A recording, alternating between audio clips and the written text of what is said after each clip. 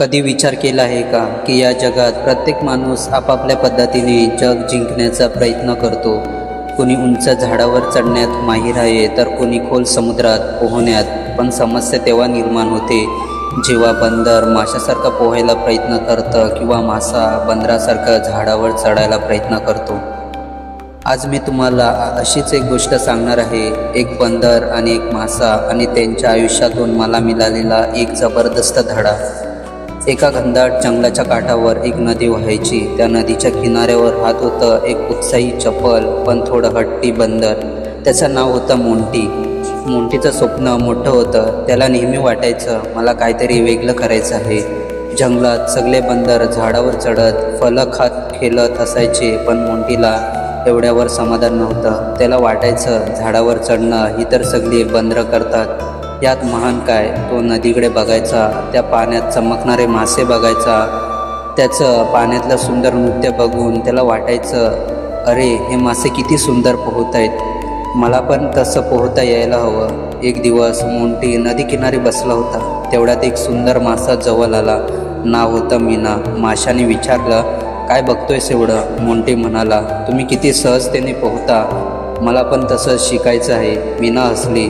अरे पण तू बंदर आहेस ना, पाणी तुझं जग नाही. मोंटी ठाम आवाजात म्हणाला नाही, मी करू शकतो, मला मर्यादा मान्य नाहीत. ती हसत म्हणाली ठीक आहे, मग लक्षात ठेव सगळ्यांना सगळं जमत नाही. दुसऱ्या दिवशी सकाळी मोंटीने धाड घेतली. त्याने नदीत उडी मारली. पहिल्या काही सेकंदात त्याला आनंद झाला, पण लगेच पाणी त्याच्या अंगात शिरलं. तो तडफडू लागला. श्वास घ्यायला त्रास झाला. मीना तात्काळ पुढे आली. त्याला किनाऱ्यावर आणलं. मोंटी दमलेला निराश डोळ्यात अश्रू घेऊन म्हणाला कदाचित मी काहीच करू शकत नाही, मी फेल झालो. मीना शांतपणे म्हणाली तू फेल झाला नाही आहेस मोंटी, तू फक्त चुकीच्या ठिकाणी स्वतःला सिद्ध करण्याचा प्रयत्न केलास.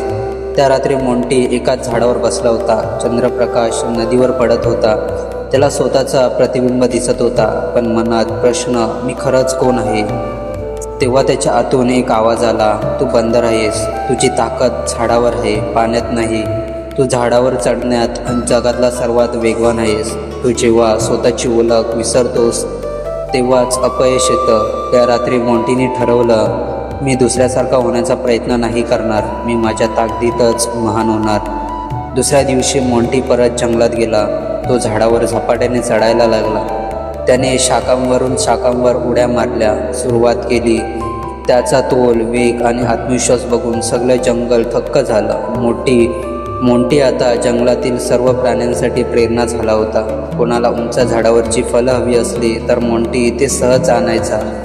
कुणी संकटात असला तर तो वरून परिस्थिती पाहून उपाय सांगायचा. मीना हे सगळं बघून म्हणाली पाहिलंस ना, जेव्हा तू स्वतःच्या जगात जगलास तेव्हा तू चमकलास. मोंटी हसल्याने म्हणाला हो मीना, मला आज समजलंय आपण सगळ्या जगात काहीतरी वेगळं घेऊन आलोय. पण समस्या तेव्हा होते जेव्हा आपण स्वतःला दुसऱ्यांच्या कौशल्याने मोजायला लागतो.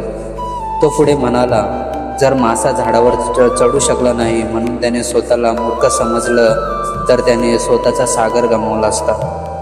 मित्रांनो, ही गोष्ट फक्त मोंटी आणि मीना यांची नाही आहे, ही आपल्या सगळ्यांची आहे. आपल्याला कितीतरी लोक दुसऱ्यांना बघून स्वतःला मोजतात. कोणीतरी मोठं कमवतं म्हणून आपण महान वाटतो, कुणाचं नाव प्रसिद्ध होतं म्हणून आपण मागे आहोत असं वाटतं. पण खरा प्रश्न हा नाही की तू दुसऱ्यांसारखा का नाही, खरा प्रश्न हा आहे तू स्वतःसारखा का नाही. जर तू माशासारखं पोहू शकत नाहीस काही हरकत नाही, पण कदाचित तू बंदरासारखा चपल आहेस किंवा गरुडासारखा उडू शकतोस. प्रश्न फक्त इतकाच आहे तू स्वतःला ओळखतोस का.